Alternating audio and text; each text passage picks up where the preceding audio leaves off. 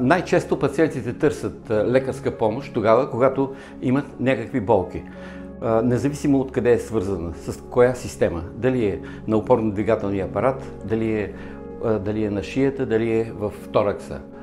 Въпреки че медицината много напредна, появиха се различни изследвания, като ядрено-магнитен резонанс, скенери, различни генетични изследвания. Естествено, че медицината вече не може да се пребори с една хронична болка. Затова ние в последните 20-30 години въведохме една лечебна процедура, която се състои в инжектиране подкожно на коктейл от медикаменти. Болкоуспокояващи, противовъзпалителни, съдоразширяващи витамини в много малки дози, пряко и непосредствено до болковият участък. Инжектирането се извършва локално, точно върху мястото на болката. Тоест, имаме болката, имаме локално лечение.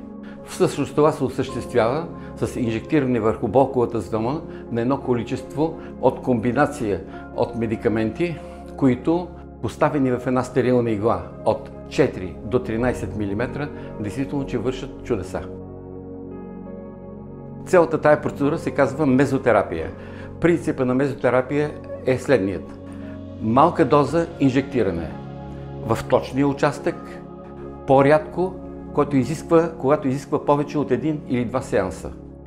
Става дума за така наречената мезотерапия. Мезотерапията е процедура, при която имаме вкарване на различни медикаменти подкожно в мезодермата. Всъщност кожата се състои от вътрешен и външен слой, ектодерма и ендодерма. Между тях има един слой, който се казва мезодерма.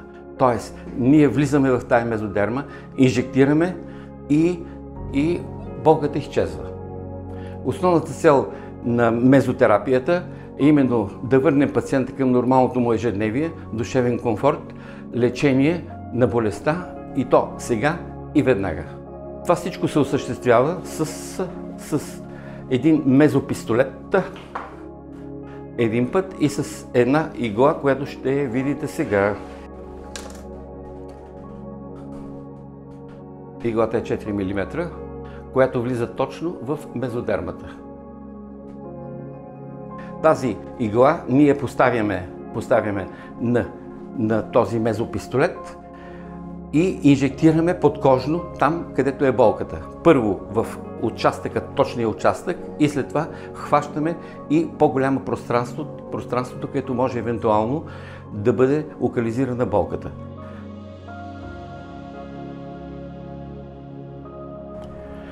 Отиваме към врата, по принцип. Така. Има ли болка? Съвсем леко. Иглата е 4 мм. Болката къде вървеше болката? Ето тук. Добре. Хващаме по гръбначния стълб и от двете страни, там където изхождат нервните окончания. Опитваме да видим какъв е резултата. Това е втората процедура, която е правил Том. Ето тук имаме, на практика имаме шип. Отиваме на шипа да го оправим шипа. Оправяме го с ударна терапия.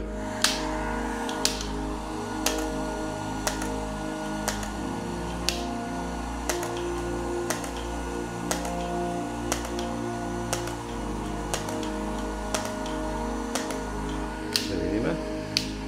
Сега отиваме от другата страна.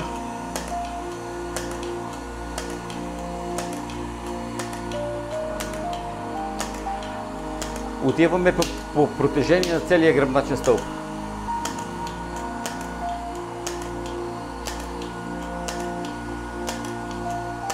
Беше ли засегнат врата? Да. Ето го врата сега. Готово. Значи до сега инжектирахме, направихме мезотерапия на болката, която е след катастрофата, и съответно ударна терапия, тъй като са се появили шипове, за да може да ги махнем. Правим проверка на шиповете. Ето вече няма шип.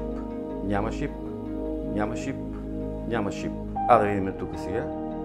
Тук е спокойно, спокойно, спокойно. Така че до тук работата върви добре. Мезотерапията за борба с болката работиме от дълги години. Всички медикаменти, които ги инжектираме и които са тук в тази спринцовка, преминават през кожата и попадат в общото кръвообращение, където влизат в капилярната микроциркулация и по принципа на дифузията се разпространяват навсекъде. Правят разширение на съдовете и бързо разпространение на всички медикаменти.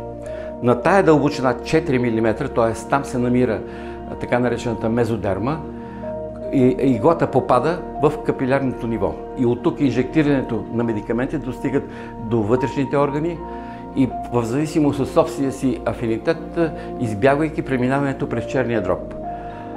Тоест, ние на практика се борим с болката директно, като заобикаляме черния дроб.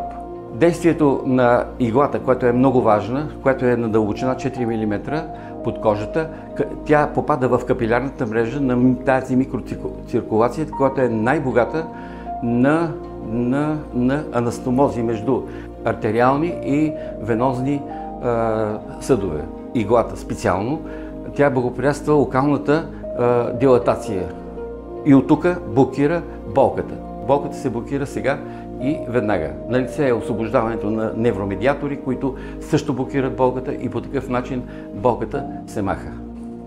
Най-често лекуваме хроничните болести. Лечението се извършва върху дископатиите, радикулит, фибромиалгии, крампи, коксартроза, упорита мигрена, главоболие, ломбаго, ишиаз, невралгии, ушипяването е много важно, артрит, невралгия на нервус тригеминус, също напоследък, който е много зачестява.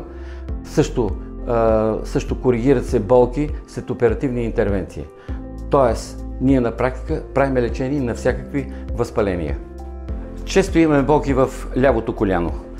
Лявото коляно го лекуваме само с мезотерапия и в момента вече работиме с хиперполяризирани светлини. Но от началото започваме с мезотерапия. Там, където е болката, ние там инжектираме. Ето го, хоп.